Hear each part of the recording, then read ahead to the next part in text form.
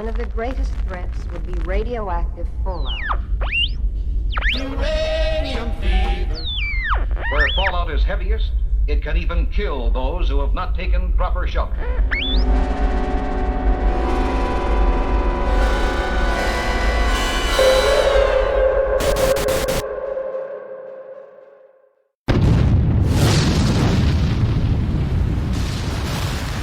Broadcasting deep underground in a questionably constructed survivalist bunker is Dave Chaffins and Kenneth Vigue, and your host, as always, Mr. Robots. This episode of the Fallout Hub is brought to you by the Massachusetts Institute of Technology. Open enrollment for advanced robotics courses starts now. Totally nothing sketchy going on. Nope, not at all.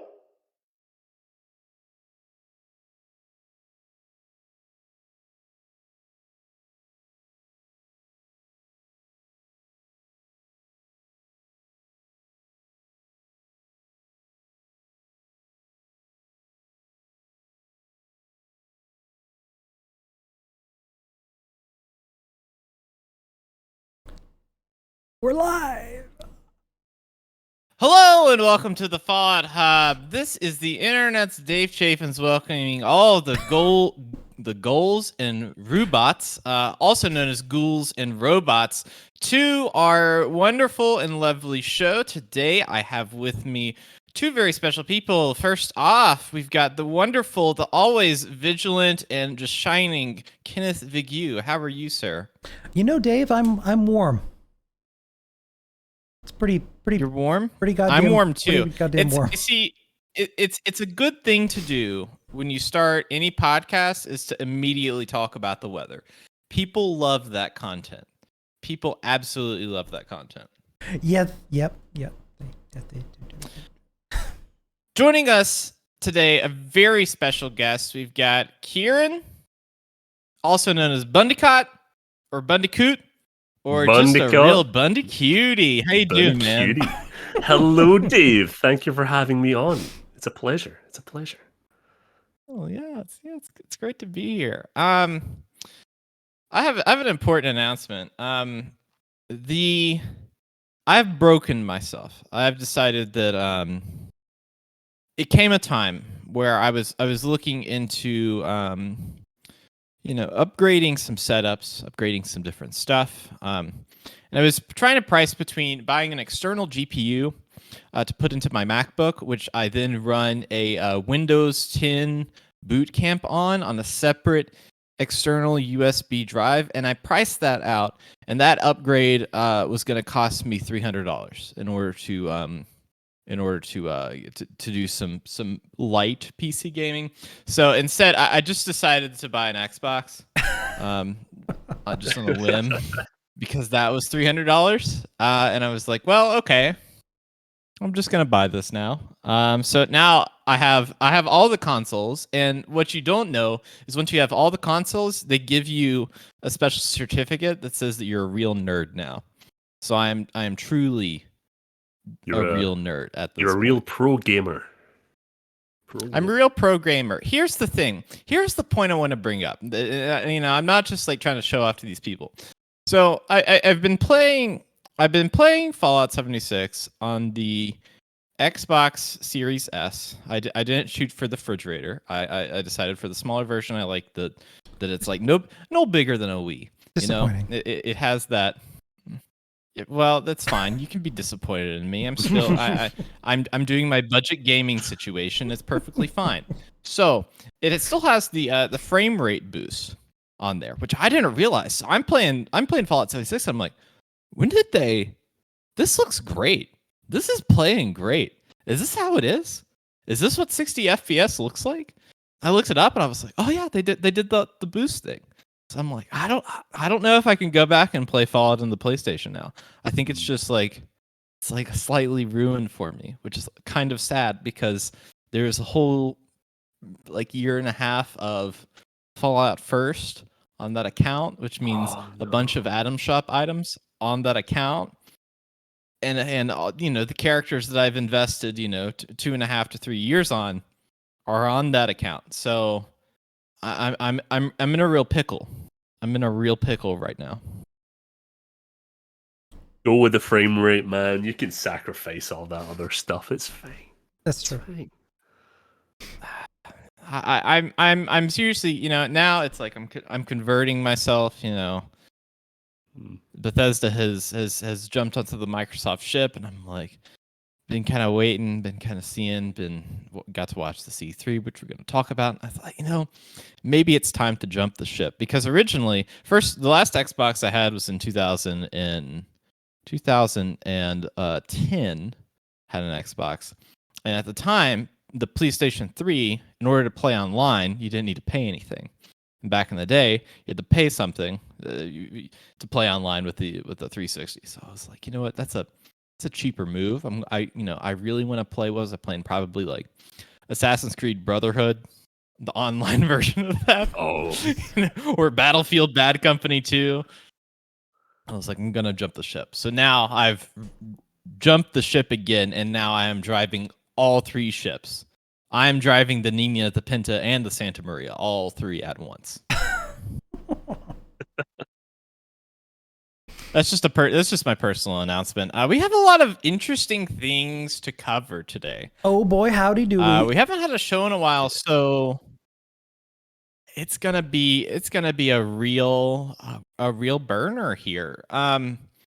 Let's get the big. There's some big ticket items. I want to talk to you about Steel Rain. I want to talk to you about the update that's coming out, I think next week. I think that's when it's coming out. It's pretty soon. It's next week. But I really wanted to, oftentimes there's like a build up. In this one, I recently saw Fast and Furious 9, and so that just starts with like craziness, and so I want to channel that energy. Let's talk about the trailer for Fallout Expeditions: The Pit. What was your all's reaction to that? The Pit. Insanely hyped. Yeah. Mm. It's ironic. So because what do you think the scale of that's going to be?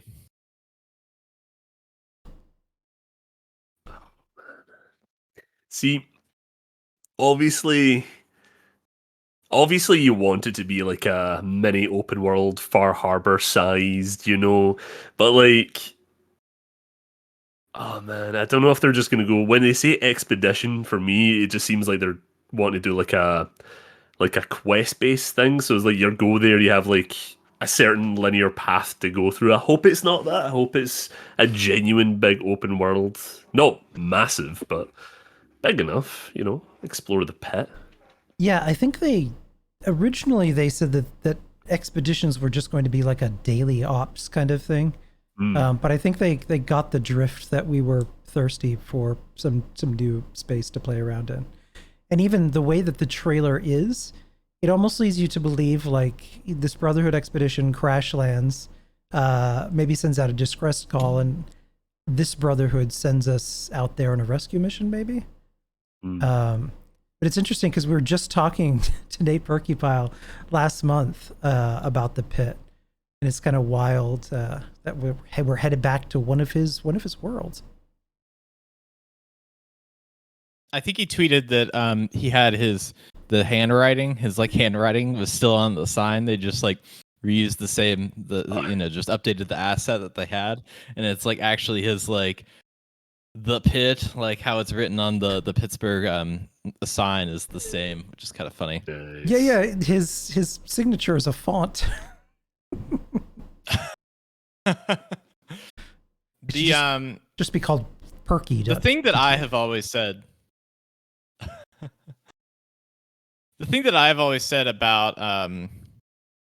about this, and I'm not gonna take a massive amount of credit, but I will take most of the credit for predicting this, because this has been probably like 2 years in the making of where are they gonna, when people are like, oh, where are they gonna expand the map to, I'm always like, they're gonna expand it to Pittsburgh, because my theory is that they are testing, I think in Bethesda, I think you see a lot of things that are horizontal, right?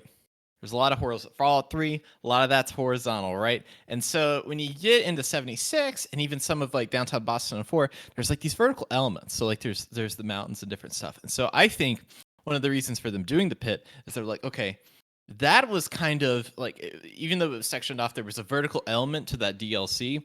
and it would be interesting to revisit that and try that out from like a different level of the story. Like having that dense city, there's really none of that in 76, and so adding that, or at least a portion of that, or whatever the scope is, I think is a great thing for them to do.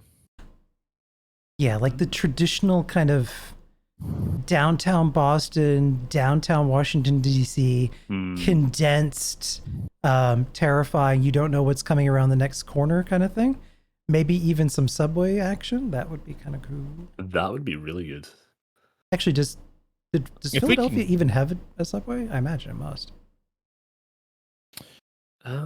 It's not. Philadelphia is not the pit. Pittsburgh. I mean, yeah. I'm about to get skewered. I meant it's a P, all right? Pittsburgh doesn't have. So I go to I get my tattoos in Pittsburgh. You know, it's like that song. I get my Floridas down in Georgia, or my oranges down in Georgia. You know, like the pop song that's on the radio, getting the top 100 hits, getting that good song. So I get my tattoos in Pittsburgh. So I go there about maybe once a year. I'm going to a concert there in August. I'm going to go see Green Day. Pretty excited about that. What else is on my schedule? Well, next week I've got a barbershop appointment.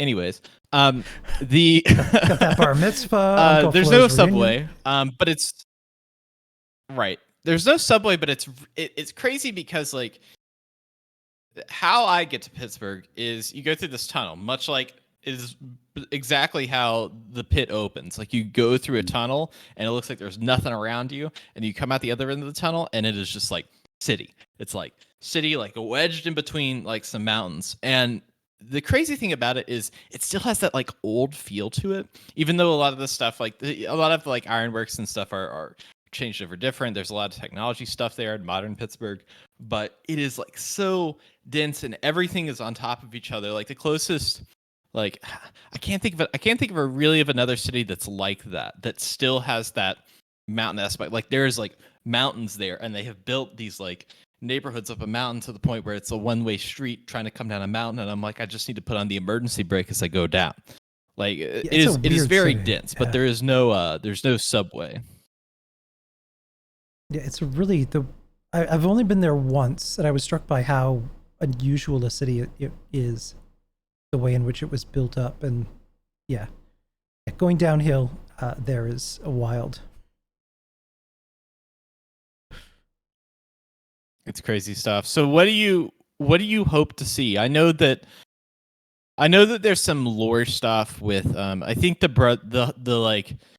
lore from 3, which, you know, is not exactly the most important thing in the whole wide world, but some people on Reddit will definitely tell me that it is. Oh, yeah. I know that there was like a kind of like a Warhammer 40K situation where they brought a bunch of Brotherhood people there to like clear out a zombie infestation, or like whatever those like little ghouls that were like, it was like fighting a bunch of like golems, you know, like from Lord of the Rings in the Pit DLC. So I imagine we're gonna see some of those because we see that in the trailer. Yep, the Trogs. Trogs. That's it. What do you all hope to see? Curious what the massive monster is that grabs that one Brotherhood guy and just like drags him across the building. I'm hoping that isn't just like a big super mutant behemoth, but actually like a massive monster, kind of like a Trog behemoth. That'd be funny. Oh, that would be terrifying. Yeah, that would be very terrifying. Maybe a Trogdor. Trogdor. A troglodyte? That's a deep cut. Troglodyte. What about you, Ken? I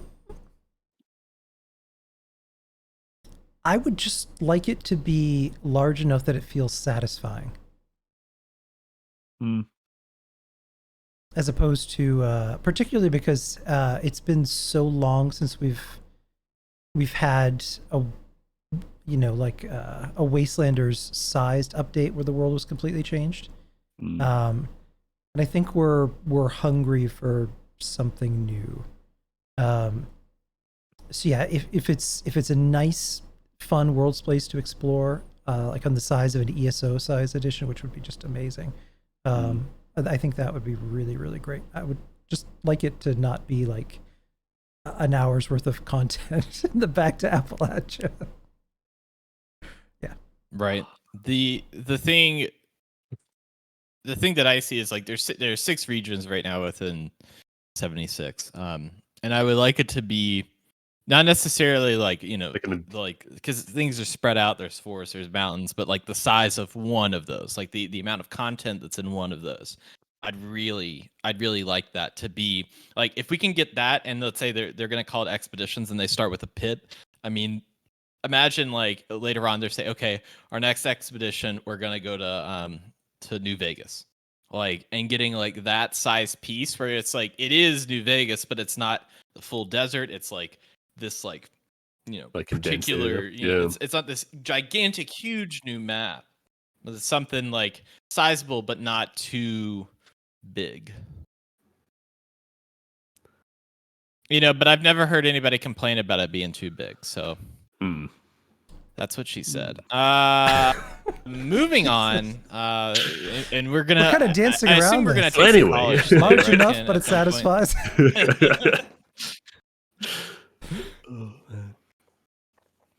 We're gonna take See- some callers today, right, Ken? We are. Okay.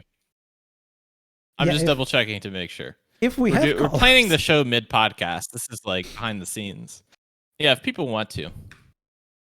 Let's see. Let's move on into the thing that's coming more recently, I believe, on July 7th, which is the Steel Reign update. So we're going to get the conclusion to the Brotherhood of Steel storyline that started with Yes. Steel Dawn. And it's going to bring in, let's see, legendary crafting, legendary power armor crafting as well. And Ken, I think you said 5 new camp slots, right? Nope, we're getting a total of 5. So we're getting 3 new ones that we'll be dropping with this next patch. Jeff Gardner revealed that. He wasn't sure if he wasn't supposed to or just didn't care. But I think out of all of this, I'm more excited by that than maybe something like legendary crafting. Partly because I really love building. Yes, I'm excited about the new camp slots. That's going to be awesome. Right now it's only 2, and that feels like that maybe you have like a showpiece, and then you're like what I would call your main camp. And I've always liked, like, having these builds where it's like, okay, it functions as like your main camp where you have all of your workbenches, all the different stuff you need, but also is kind of a showpiece. And so it'll be nice, I think, to have 5. And if you look at, I mean, just how the game is, you can put them in like 5, if you were like being real statistical about them, you could put them in all the 5 different regions. And then that's like fast traveling. You're like getting that free fast travel like that. That's not a bad idea. I'm coming up with great. That's pretty smart, yeah. Yeah, I think Just call me a professor of statistics. it's Dave's new title. Yeah, it's like I've been using them. I do exactly that. So I have one camp that's kind of my main camp, and then the second camp has become an event camp. Like on one character, I've got the concert grounds that we use for Fallapalooza, that Kieran saw, and I actually got a few cinematic shots of that if you're ever needing it. When you were doing that, I was in just recording a bunch of stuff. People dancing around. Yeah, Sorry. It's the constant jumping. And yeah, having these other camps would be great because I can build event specific camps like mazes, or we've been doing more QuakeCon community stuff. So some of the Hoarders Hustle or the Nuka Shine runs, I could just build those camps and then only load them in when we're doing events. So having those extra slots would be super helpful. I like that. I'm curious. So from what I can garner, from what I can Jeff Garner here, I think that the legendary crafting is much like the current, like when you get like how you roll new items within the game. Like if you get a plan for like a Gauss shotgun and you've got the legendary modules and you build it and then it rolls based on the star amounts. That's how it's working right now, at least in the PTS, right? Yeah. Okay. I just wanted to make sure because I feel like that there should be some way to like designate like the like the lotto machine or like the different things like I guess what do you call them, like the RNG, that's what people call them.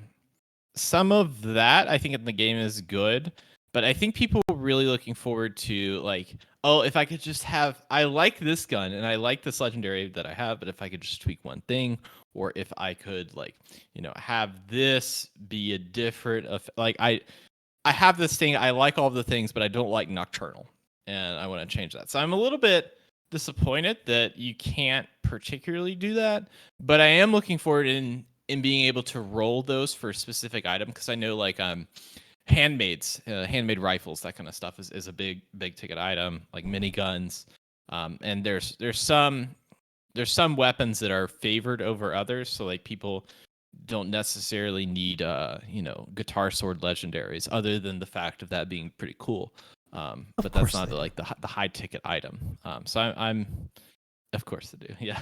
I'm looking forward to that. What about you all? Is that something that you're interested in? I'm interested in trying out some of the new build possibilities. Like, there's an aristocrats build you can do, where essentially the more caps you have,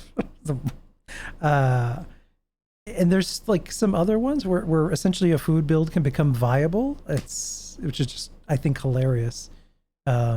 It's interesting, some of the new variations that'll be rolling out. I should really give my character a build. I don't really have one. I have stuck with the same perk cards since like the start of the game, and they've all been very random. He's a man about town. A madman. I just have a big gun and I shoot things. That's all I do. I could do more damage, but I just don't. An idiot savant. I have the idiot build. That's what I have. I should really look into more of this. It's funny to go back and play this past week and to roll a new character, and I haven't done that in years. I can say that it's been years since It's I've been done 84 years. but to go back and roll that again, to go back and do that again, and to kind of start fresh, like, where it's like, okay, I have like these 4 weapons and 4 different ammo types, and I'm gonna run out of 3 of these by the time I get there, and eventually I'm gonna switch over to the melee weapon just so that I can get through this particular area. And oh no, I've like stopped paying attention to my health, and I need to heal. Like the management of that early game, I think, is probably one of the best. So I do agree there needs to be like an idiot savant build, where it's like, if you were just like entirely chaotic in how you play, you do more damage. Like if you're like constantly, it's like high damage for like a few bullets on like the first gun that you have, and if you switch to another one, you're gonna get more. And it's kind of like, I'm just like pitching stuff, but I do agree that there needs to be an idiot savant build, because that would be hella fun. Yeah, if you accidentally take rat away instead of a stim pack, you get a buff. The kind of stupid things. Like if you instantly healed from this rat away. Fantastic. Yeah, that kind of thing. So we've got we also have our first caller. Oh damn. Let's bring him in.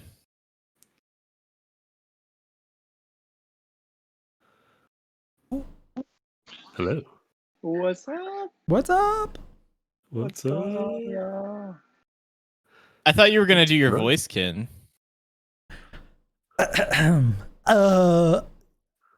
Caller, welcome to the Fire Hub, the #1 radio station in Appalachia. I shouldn't be making Brian laugh right now. Yeah. It's all good.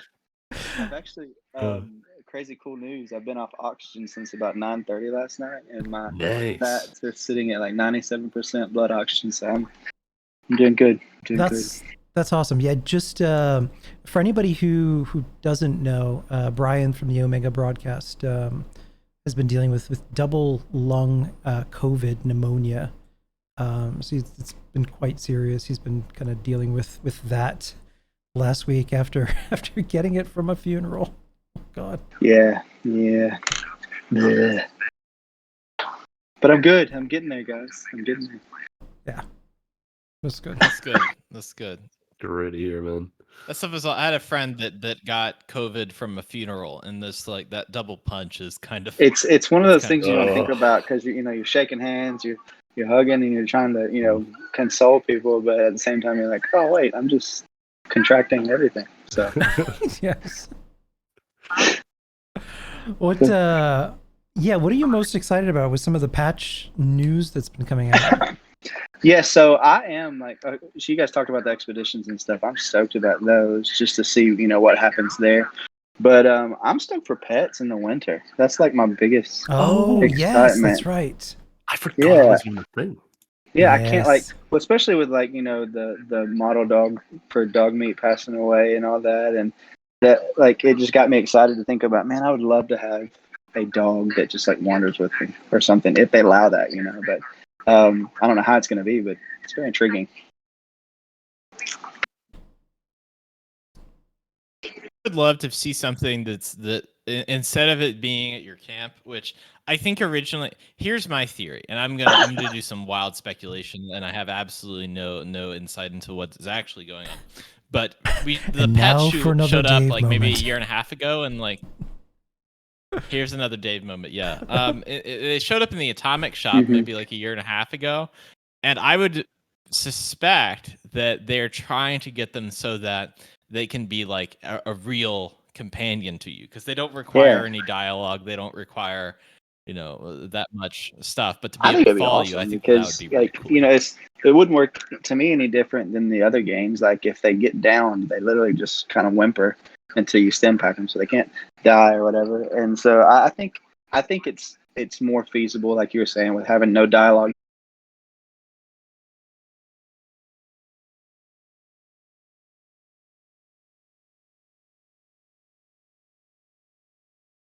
You laugh, but it will be a thing.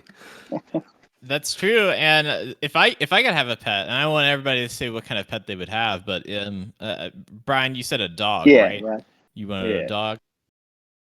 I'm thinking I'm gonna get a possum. I'm gonna get one of those two-headed possums that looks like kind of crazy. That's what I'm going for. What about you all? I would have to go with a smaller sloth that can sit on you when it's not in combat. Yes. Just hang on you. Some would call it a micro sloth. A micro sloth, of course. I would love an owlet. They're just kind of adorable and pathetic looking. If you meet that one in the entrance to the deep, he's just he looks a little sad. Yeah. He needs a friend.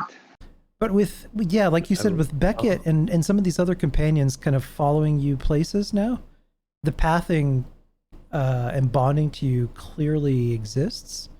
So maybe this was a first step in that. I would love to be able to take Brutus the mutant cat with me on adventures. Yes, I think it's going to make the game just even more fun. Yeah, agreed. I agree. Well, cool. Did you have any other thoughts? No, I'm just bored, so I just wanted to jump on and chat with my friends. We're glad you did, and we're glad you're feeling better. Yes. But I'll jump off and get back to watching the show, guys. So. Goodbye. Bye. See you, Brian.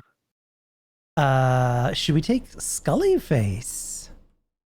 Yeah, let's do it. Let's just roll with the punches. We're all here to hang out. Let's just roll with them. Yeah. Scully Face. Hi. I feel like I'm that kid that's walking in late to class and has no idea what's going on.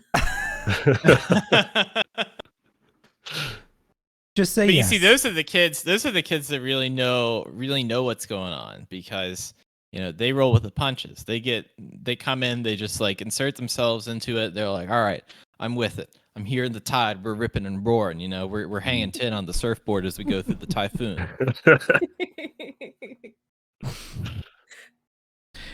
Yeah, between what are you most excited about for some of this upcoming patch? Obviously, you're excited about the camp sloths. and that new shelter. Yes. What's the new shelter? The cave shelter. Yes, they're finally releasing that. Oh. I'm so excited. I can't wait to play around in that. Yeah, it's going to be nice just to have something to decorate in that isn't a goddamn vault that you have to try and make it not look like a vault. Right? Yeah, that's going to be great. I can finally make my cave bar I wanted to make ages ago. Ooh. Here's what I would recommend people. I would recommend people get the cave shelter and then build a vault in the cave shelter. And then that really will confuse people. Yeah, super meta. Oh, that'd be so cool, actually. You know what I want to do? If there's a water feature in there, I want to build the pirate ship from Goonies. Oh, that'd be funny. Yeah. I haven't done a pirate ship yet. I think that would be hilarious. See, my mind just instantly went to when Dave said like the vault inside the cave. It went to like little lamplight. Oh, just because you can get the cave, the vault entrance in there. Yeah, that's a good call. Miniature little lamplight, man. Yeah, I'm curious to see how large that place is going to be. I hope it's not too big, because the larger it is, the less, like, I guess it feels like the less build budget we have. I wasn't sure where that comment was going. It's too early for that. This is true. There's so many options now. It's hard, like, even like I really like building. There's like now it's like there's the buffet of things. And so it's like when you go to the Chinese buffet and you're looking at all the options and you're like, I really only have room for like these like 4 things.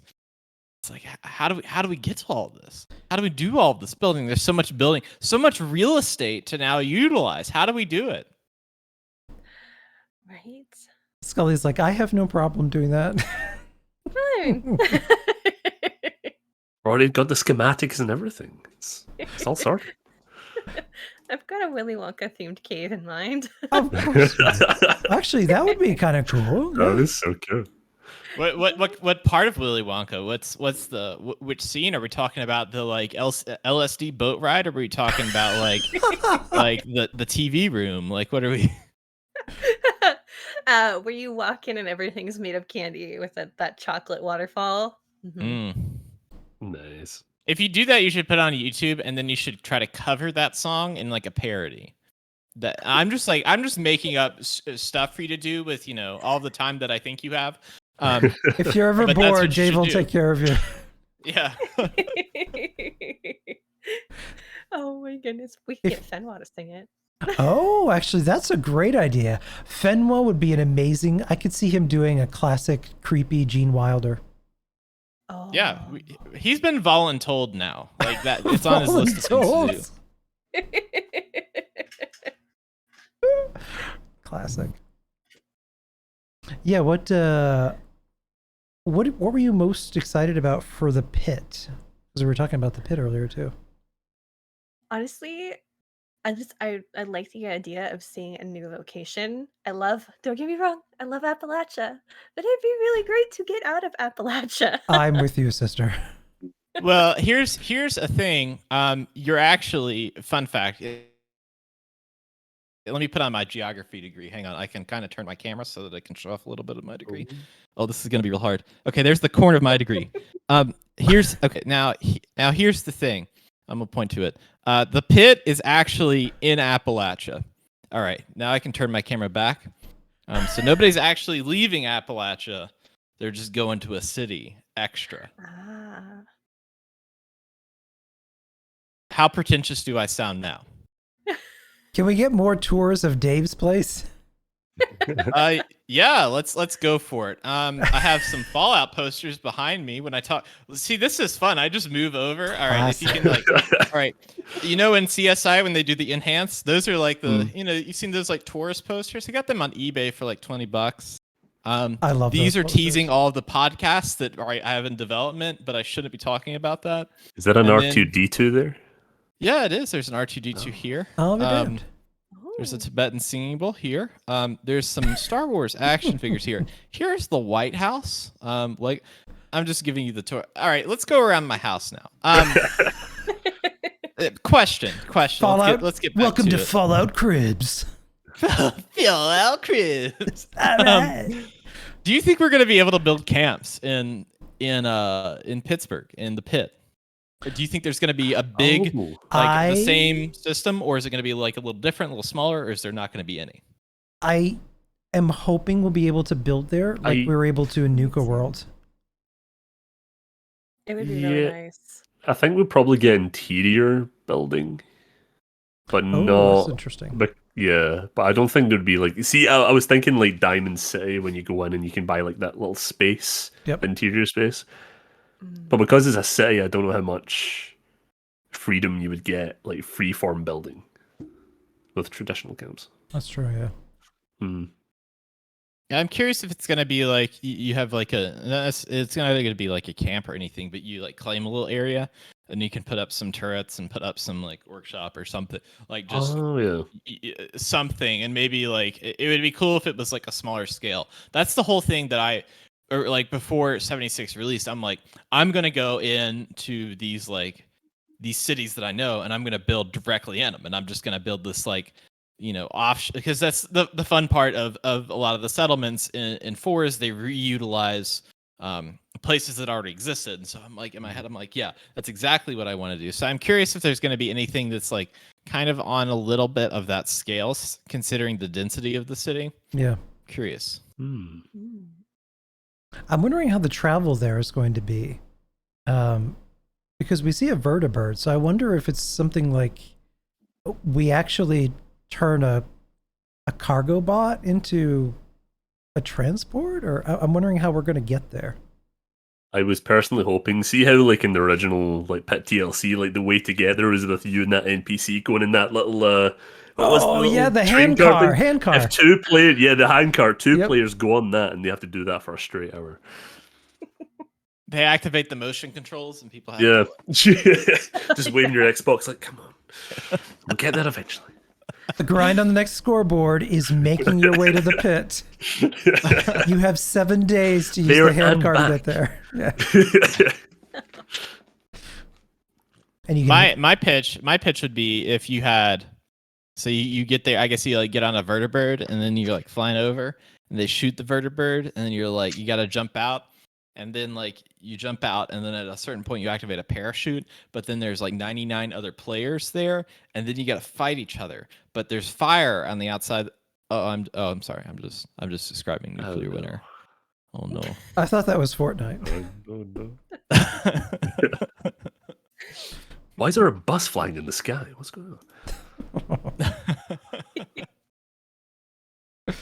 on? Any other thoughts, Scully?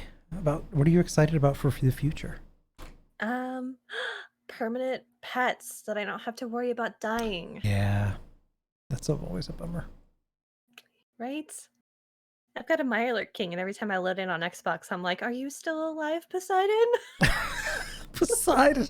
I named him Poseidon. That's awesome. Nice. Yeah, I would imagine that shooting them, like, because those like show up strangely, or they used to at least, and I would imagine because that's a pretty tough enemy in general. Mm-hmm. So if you're like, just like a person walking along and you see a Mirelurk King, you're like, oh shit, I have a limited amount of time to kill the thing. So right, I see your predicament. Yeah.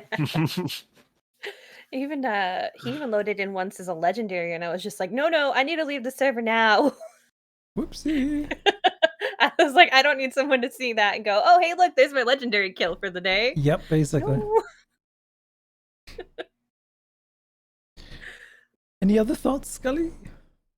That's about it. I'm excited about that shelter. Yes. And building, just in general. Always building. Yeah. Thank you for your call. Yeah, thanks for coming by, Scully. Bye, guys. Bye, Scully. Yeah. There was one last piece I wanted to talk about that we didn't get a chance to talk about, and was kind of announced in conjunction with other good news, is that Nuclear Winter is leaving the game. That they are shutting down that mode. It's going away. I am actually. I want to hear everybody's thoughts on it. I am pretty disappointed. I don't know about you all, but I'm as somebody who like casually played that, I'm pretty disappointed. Yeah, this is. I mean, it's less, I think, talked about now than it was when it was first announced. Yeah, I think a lot of people were equally disappointed, but it's one of the things where clearly not enough people play it consistently for it to make sense to allocate resources towards. And I'm with you. I enjoyed playing it casually. Like our group in the aristocracy, at least on every Friday, we play at least 1 or 2 matches, just because it's kind of fun for us to do, and it's something different to do.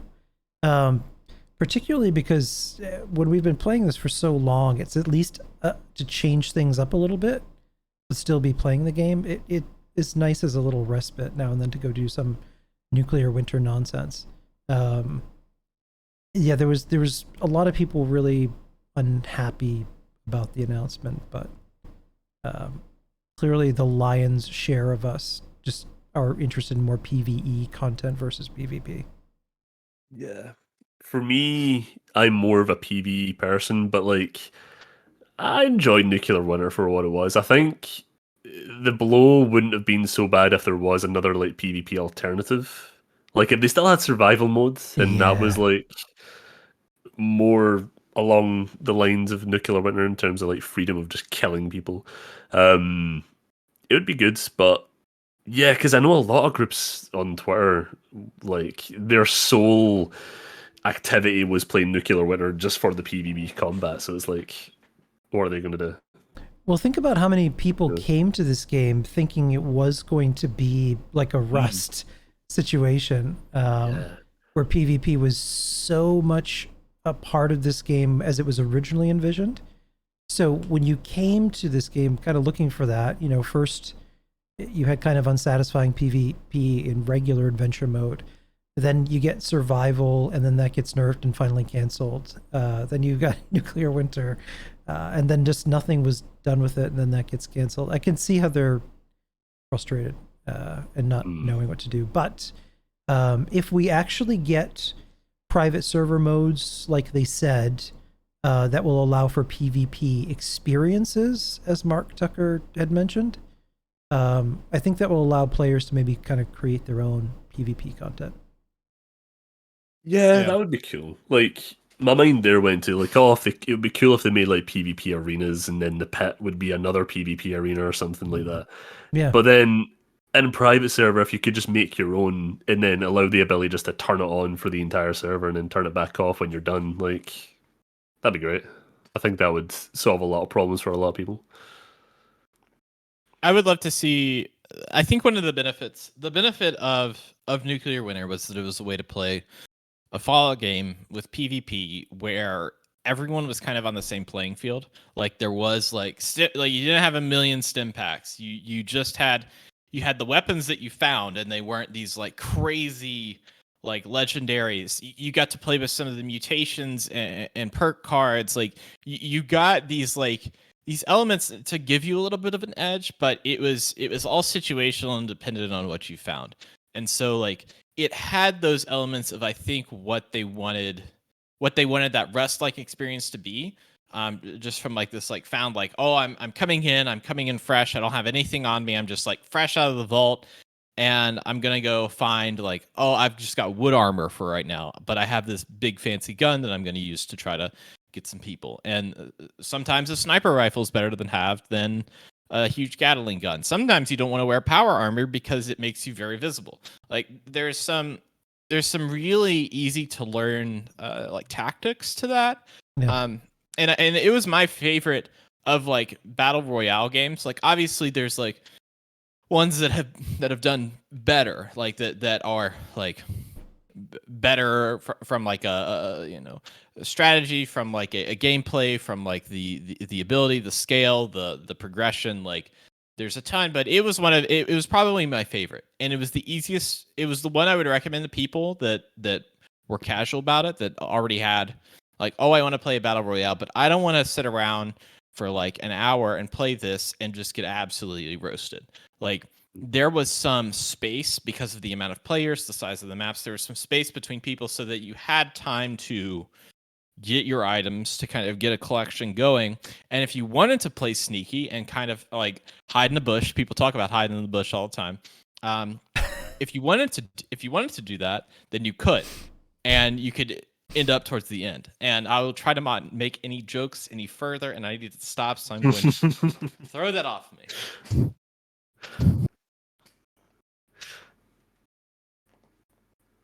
What do you all think? Awkward silence. I'm trying to move. This close to making jokes. Listen, I got put in when I get put in a host position that it's like I am trying my best to keep my chaotic energy in check, and it is so hard. I'm like bursting at the seams of like trying. It's like putting a pig in a suit is still a pig.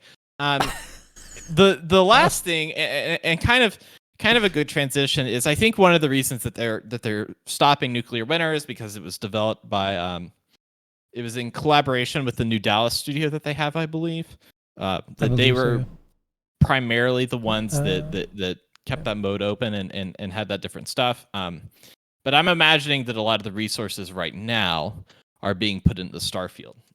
Which, even though this is a Fallout podcast, I would still like to get a temperature check on your reaction to Bethesda's new IP and their first new IP in years since Elder Scrolls. What do you all think about that?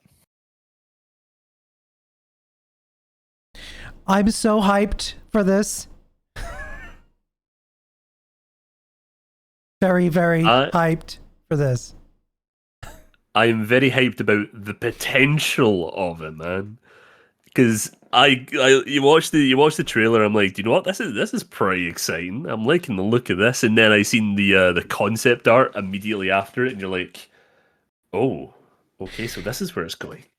Okay, this could potentially be an amazing game. An amazing game. What most people still don't quite get, or maybe don't really wrap their heads around. So Creation Engine 2, the trailer that dropped, that was 100% in-game footage. So to compare that to where we are now with Fallout, it's what I'm also excited about, which ties back into Fallout. So Creation Engine 2, Elder Scrolls 6, Fallout 5, on that is going to look ridiculous. Yeah. I'm very curious about the systems. Like when you look at, kind of you get a general feel for the aesthetic that they're trying for with Starfield. We don't know anything about gameplay. We don't know anything about, actual like what you're going to be doing. I mean, it could be like we're delivering popsicles to small children off planets. Like we're not 100% sure on what exactly that is, but we get a feel of the aesthetic and the vibe that they're going for, and that you can climb a ladder in this game for the first time ever. Still no pizza. No pizza.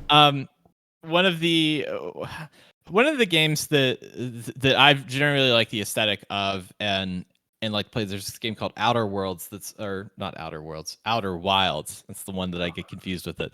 It's an indie game on I think it's still on Games Pass, and it's on Epic Game Store. It's a bunch of different places, but essentially it's a small solar system that you're flying through, and like you get into this like cockpit of a ship, and it is like a rickety ship, and you are trying to fight gravity, and you're trying to like, oh, you could just like fly into the sun, you could like get your propulsion wrong and have to like escape pod yourself out of the ship. Like it has this kind of like, space flight is hard, and Todd Howard had talked about how they wanted that to be a thing. Like, a lot of like sci-fi universes, they just like fly in space, like Star Trek, and it's it's no big deal. But he had talked about in this universe, he wanted that to be like a very like visceral thing, like something that like took effort and had considerations of like how you're going to get to different places. And I think that's the most exciting thing for me, because we don't see that very often in sci-fi, of this like,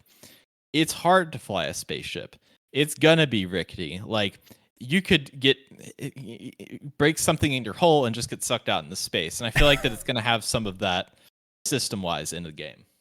I'm very excited to think that I'm doing this massive cinematic sci-fi landing in this landing pad, only to bounce off and then just fly into a building or something. Yes. And then from there, it's just chaos. You forget to add too much coolant, and the next thing you know, your reactor melts down, your ship explodes. I'm really excited about the fact that, considering how linear Fallout 4 was, the fact that they said that this is going to be really a proper RPG, to really create your own stories, your character, and how people react to you and how events going to shape around you based on your choices. I'm really excited about. I don't feel we've had that. Really, I think New Vegas for me was the last time I felt that in any real way. Yeah, it feels like you're being inserted.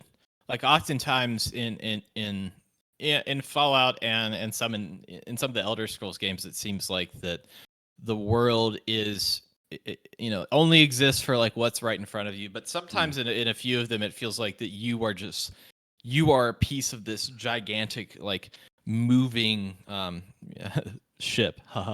Like you're part of this like this big system, and you're not the most important part, but you are a cog in there. But you get to make your own decisions and affect certain things and kind of like I guess change things up within that. And I love those kinds of games. That's the kind of stuff that I'm really excited by. And it excites me that with this new engine to see some of the stuff that there's some leaks and some different stuff of like, there may be something with gravity and oxygen. Like there may be some like indicators or some systems based on that. And I'm curious what systems they're going to add in future iterations like Elder Scrolls or Fallout. Like what systems could they add? Could it be like, more in-depth like radiation poisoning, like where there's mutations where it's like, oh, now I have a third arm, like they always joke Vault Boy did or what have you.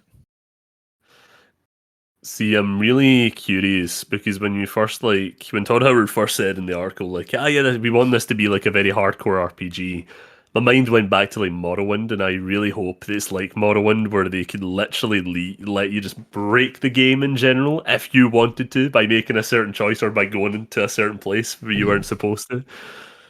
Love that. Yeah, that would be if they went that far. Yeah. What do you think the story is going to be about?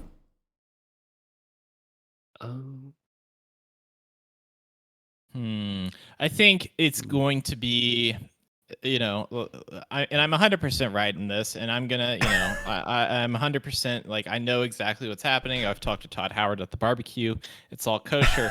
I think that we're gonna have like this is going to be the second human expedition to another solar system. So I think it's gonna be like, okay, we're gonna go to this solar system, but the first humans that had been there have already left for another one. So there's gonna be like a kind of like pick up the pieces, find out where they went, because you got to find somebody. And in any Bethesda game, you got to find something.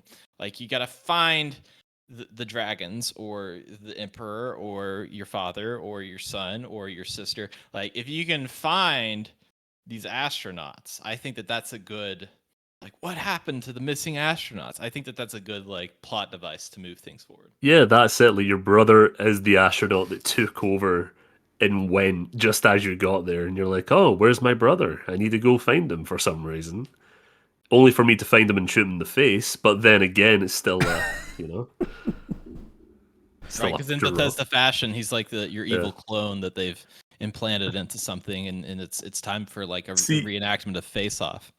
I did that immediately in Fallout 4 when the father turned out to be your son. Didn't even give him a chance. I immediately walked in and shot him in the face. You know what? I did the same thing until I broke the game at that point. That was a mistake. Yeah. It's like, Sean's dead. I'm like, what? Whoops. Huh? My bad. Well, there's certainly a lot to be excited for, and we've got a lot of good stuff coming down the pipe. We've got a year full of updates with Fallout 76, and I mean there's so much time in between even what they've announced with 76 and Starfield that I'm curious what even like 2022 has in store, what the fall update is going to be, where they're changing something with private worlds. There's like some hint of that. Maybe you all have your ear close to the ground. Have you heard any rumblings? Has there been any rumblings in the Fallout world of such a thing? I think that's going to be the new server modes that they were teasing, that Mark Tucker teased when he was on the show. That was last year for QuakeCon. I think that's what we're going to be getting. So maybe that opens up some new options for PvP. But also, I would love to be able to have weather and time controls. Anyone who films machinimas, but not like Bundicot, for instance, to be able to control, stop the weather and the time, so you can just film without having to do it 5 times, would be fantastic. I was doing that the other day. I had to server hop like 6 times or something. Yes. And clear out the same location because it was filled with super mutants or something. And I'm like, oh, man.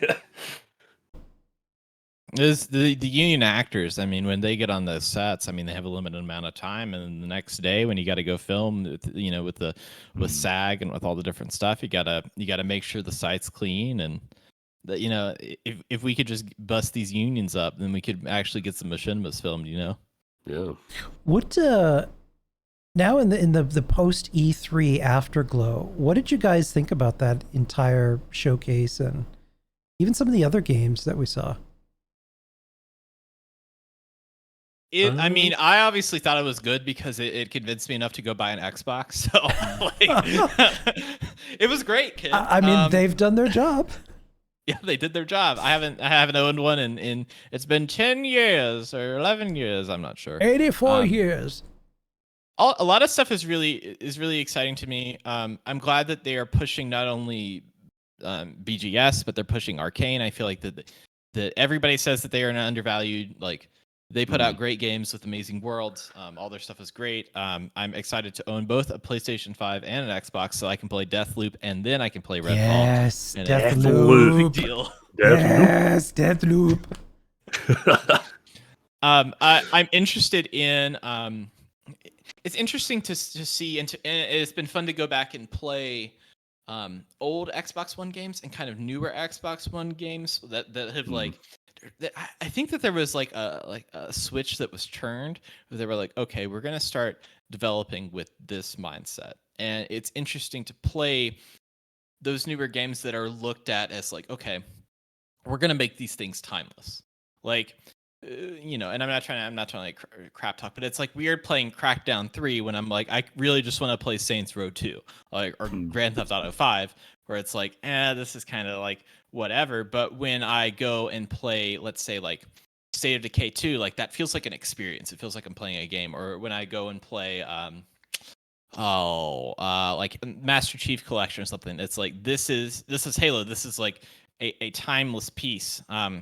I think that they're trying to build these parts and pieces to have things for everyone. The most excited thing, and one of the reasons, pretty much one of the main reasons outside of Starfield that I bought the Xbox was for Microsoft Flight Sim, because I have tried to get that to run on my computer and I cannot. So I'm very excited for that.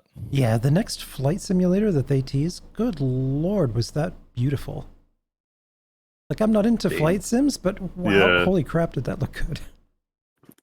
To be fair, it made me consider downloading it. The only thing that turned me off was the fact that it's like 100 gigs. So I was like, oh yeah, I don't have space, I don't think. Yeah, I need all video game developers to please manage the size of your games. Like, they should not be over 50 gigabytes. And I need you all to know that. I need you all to work that out and figure it out. Sit amongst yourself, have a team meeting, and figure it out. I want a 4K photorealistic visuals on 100 megabytes, please. Please. Yes. Optimize. You got to optimize every, like, make this like, people are like, as smooth as butter. No, make it like as smooth as like Salt Lake City or something. I don't know why I don't know. Wow, where did that come Salt from? Lake City. I don't know. I was trying to think of like very calm water, and I came up with the Salt Lake. Then I just came up with Salt Lake City. Now I picture that Dave has like a Salt Lake City horror story, like somewhere. He's having flashbacks right now, like Vietnam. Maybe. It was the summer I'll never forget. Salt Lake City. We didn't get a chance to get your temperature check here. And what did you think?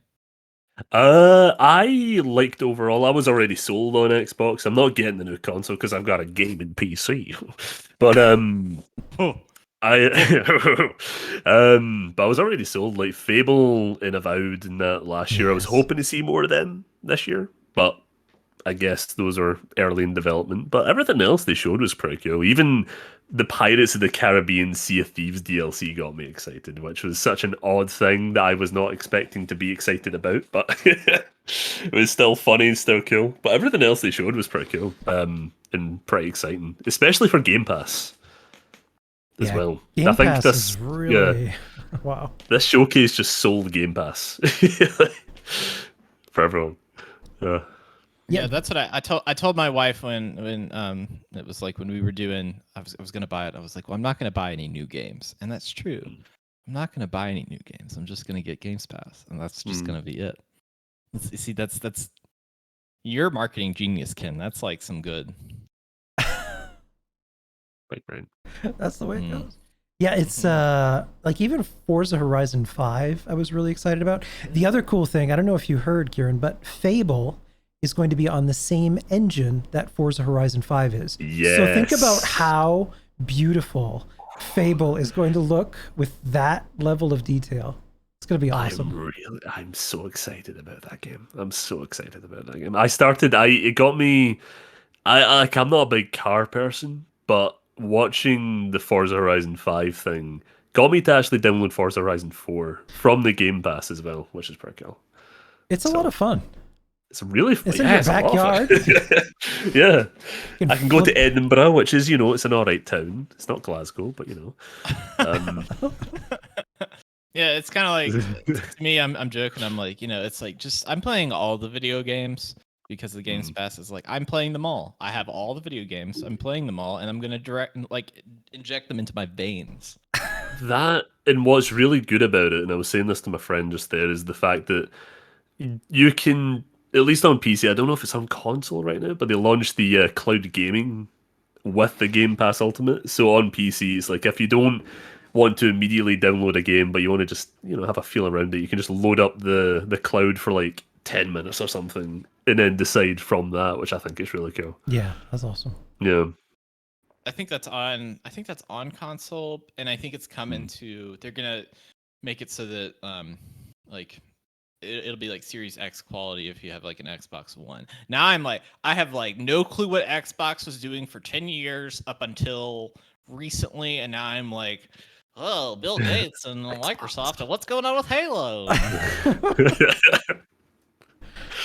I mean, clearly it was a strategically amazing move for everybody involved. So I'm pretty excited about the future.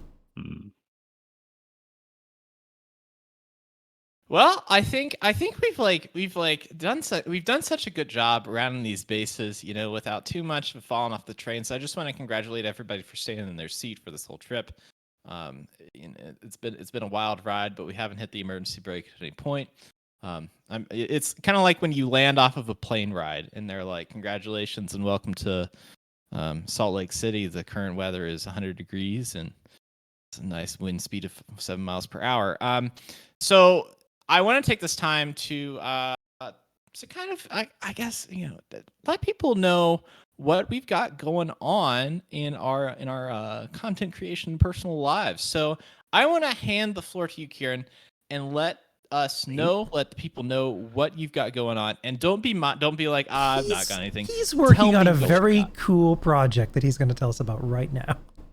I'm working on a lot of cool things. A few I can't talk about, but I'll talk about a few of them. Currently, I am producing a documentary series on Fallout, which is pretty cool, called Nukaverse, where each episode covers an entirely new story within the Fallout franchise, a community-based story. So episode 1 is on the Vulture group, which is this role-playing raider group that's at the center of this massive RP lore, which is amazing. I didn't get to them in my last documentary, but now I'm getting to them, which is really fun. And future episodes are going to be covering a lot of cool stuff that you won't anticipate, I don't think. Especially with you, Ken. You won't anticipate it, man. You just don't know. You don't know what's coming. And then Alongside The that is darkness is coming. The darkness is coming. Alongside that, I'm also creating a feature documentary on Bethesda modding called Creation Kit, which covers the entire, well, not entire, but a nice linear story history of Bethesda modding all the way from Daggerfall up until Fallout 4, which is really cool. So I'm talking to a lot of fantastic modders for that documentary, which is awesome. And what else do I have? Yeah, I'm also making a machinima series called The Tourist, which follows the comic comic strip for Fallout 3 called One Man in a Box of Puppets, if you don't know what that is.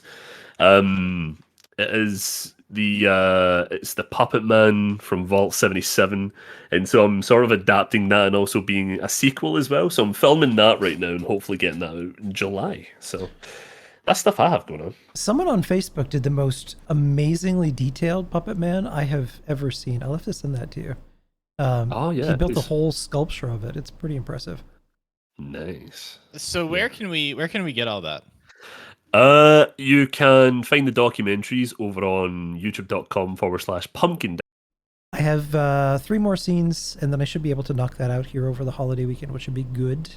And then we're moving on to the next episode, which is Beer, Bros, and Brahmin Riding, with Bethesda's Lady Devon being introduced as Atomic Alice, and also Bethesda's Farrah Bowden being introduced as the Archivist, a character with a really intriguing enough backstory that he wanted to do it. Interesting. I pitched him a really interesting character that I thought he could have fun with. Beyond that, in August, we actually have QuakeCon coming up, the end of August. So leading up to that, the QuakeCon community Discord has been doing a series of Friday night events. So the community can join in and do some fun stuff for prizes, atoms. So we'll be doing a bunch of those leading up to that. And then I think they're going to be, at some point soon, QuakeCon should be dropping a schedule shortly about some. I'm looking forward to QuakeCon again this year.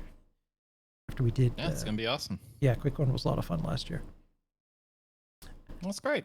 I've don't have much going on. I've got episodes of Vault Boys coming out. We're working on. It's like I say that we're working on a rebrand, and we're working on a rebrand. It feels like I've rebranded the thing a million times.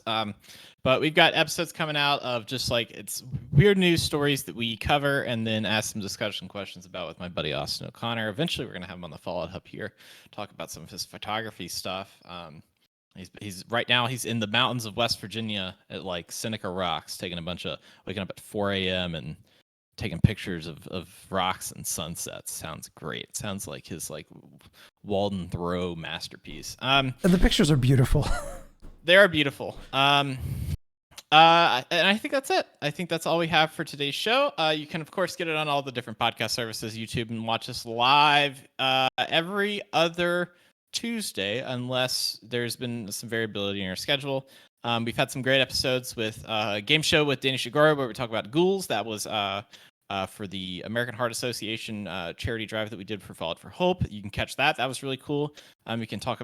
I mean, that had like Danny acting like he was a disembodied voice and talking about David Hasselhoff. It was hilarious. And then we did rounded that off. Ken invited Nate Perkypile, who was the lead artist for Fallout 76 and was involved with the art for a bunch of Fallout and Elder Scrolls games. Got a chance to interview him, talk about his work, and talk about the work that he's doing with his new indie company in some very light detail. You should listen to that episode, check out his stuff, and you should listen to all the other stuff we got going on here for the hosts at the Robots Radio Network, which we're also a part of. I think I've covered everything, and I didn't use notes to cover all of that. I just want you all to be, I want you all to be proud of me that I was able to do all of that. This is a big ask. You almost made it through the entire show, but there was one important thing you forgot. What did I forget? Who's missing, Dave? What actor personality is missing from this show? That Are you talking about me? Oh, Are you talking about me? Yep, there's on the phone calling in is Danny DeVito. So I have here's the thing about it, Ken. And Karen, it's good to meet you. I've listened to you on the episode before, but I wasn't on that episode in particular. But it's nice to finally be here with you.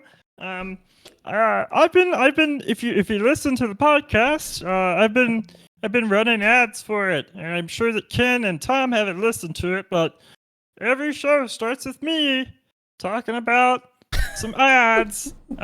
This is so they paid me a lot of money to come run the ads because I'm famous actor Danny DeVito, not Fozzie Bear. But You sound like a been drunk wonderful. Kermit the Frog. Sometimes it's